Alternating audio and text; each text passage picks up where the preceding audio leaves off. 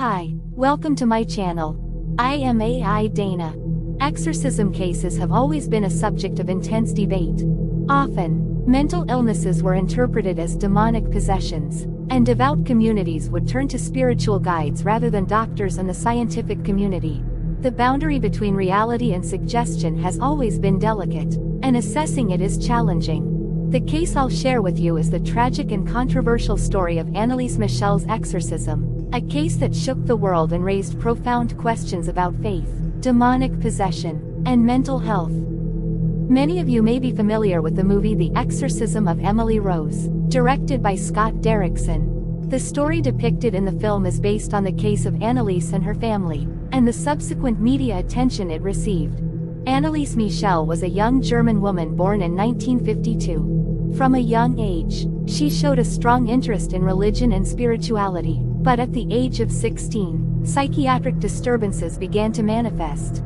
She was diagnosed with a form of epilepsy known as grand mal, characterized by loss of consciousness followed by severe convulsions. Despite her serious condition, no medication was prescribed. In the following months, her situation did not improve, and she developed a severe throat inflammation, which led to a tonsillectomy. This was followed by pneumonia with tubercular inflammation. She was admitted to a clinic in Klingenberg. Unfortunately, the bad news didn't end there. After further examinations, she was also diagnosed with heart problems. Sometime after these disturbances, they caused her to suffer from severe depression. From March to August 1970, Anneliese stayed in a sanatorium in the German region of Aargau.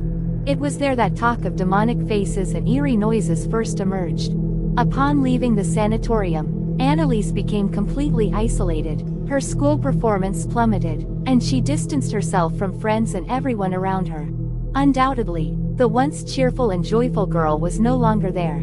After various attempts to treat her with conventional medicine, Anneliese and her family became more convinced that her troubles were of a different nature. Medicine was powerless against supernatural forces.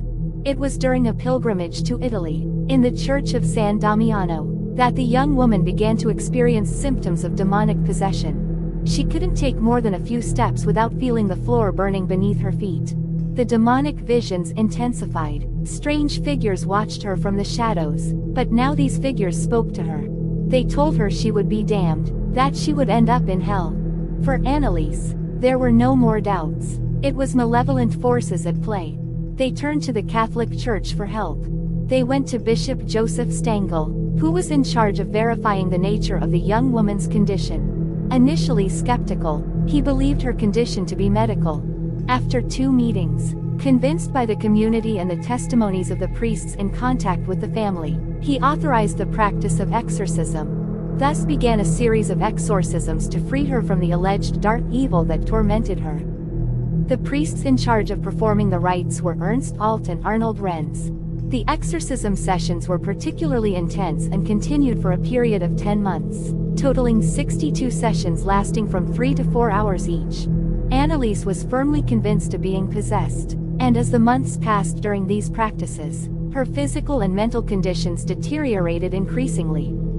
During the exorcisms, the girl displayed bizarre and violent behaviors, speaking in unknown languages and making strange declarations about her possession.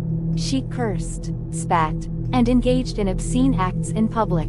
She increasingly avoided contact with religious objects and figures and refused to drink water from sacred sources.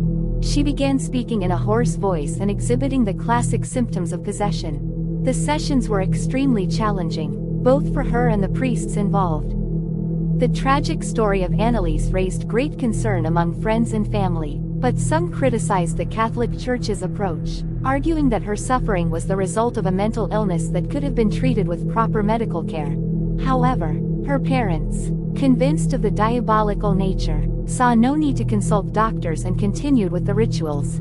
All of this further influenced Anneliese, who claimed her body was possessed by Lucifer, Cain, and other damned souls, characters frequently mentioned in the Bible. Moreover, her behaviors mirrored other literary accounts of exorcisms. Everything she did and said resembled the case of Roland Doe, from which the famous 1973 film, The Exorcist, was derived. All the evidence suggests that Anneliese's condition was likely a product of suggestion. At the end of her ordeal, the girl decided to fast in an attempt to fight the demons. Her knees became deformed due to the frequent genuflections they imposed on her. She lost a significant amount of weight, weakened considerably, and became incapable of performing daily activities. Her face was now disfigured, and she developed anorexia.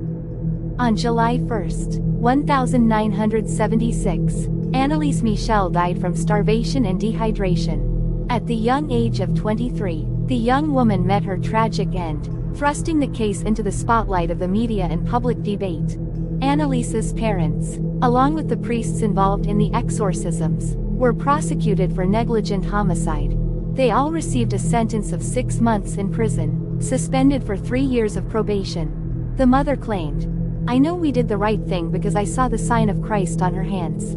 Even after all these years, there are still many controversies surrounding this story, and the responsibility for what happened remains a subject of debate. The story of Anneliese Michel ends here, but to understand the nature of the events, we must take a step back and analyze the life of the girl and her family. At a young age, Anneliese's mother, Anna Michel, had conceived an illegitimate daughter, a grave sin in the Catholic community where she lived. As a consequence, she was forced to wear a black veil at her wedding, believing that the sin of her youth had to be atoned for. From the beginning, Anneliese's parents introduced her to the ecclesiastical career, and she actively participated in the Catholic community. She had expressed her desire to become a catechist from a very young age. Her mother, described as a stern person, often used religion as a means to discipline her children. It is not surprising now to think that Anneliese's condition might have been influenced strongly by her parents. According to her own statements, the Virgin Mary had asked her to atone for the sins of other damned souls, becoming a martyr so that others could ascend to heaven. Additionally, according to psychiatric evaluations, the young woman suffered from schizophrenia and experienced visual, auditory, and olfactory hallucinations. It is possible that the lack of adequate medical treatment exacerbated her already fragile mental state and that the hallucinations were a result of what she had seen in movies and heard from her parents. Even the priests assigned to perform the exorcisms were considered mentally abnormal after psychiatric evaluations. However, according to witnesses, there were unexplainable events during the sessions.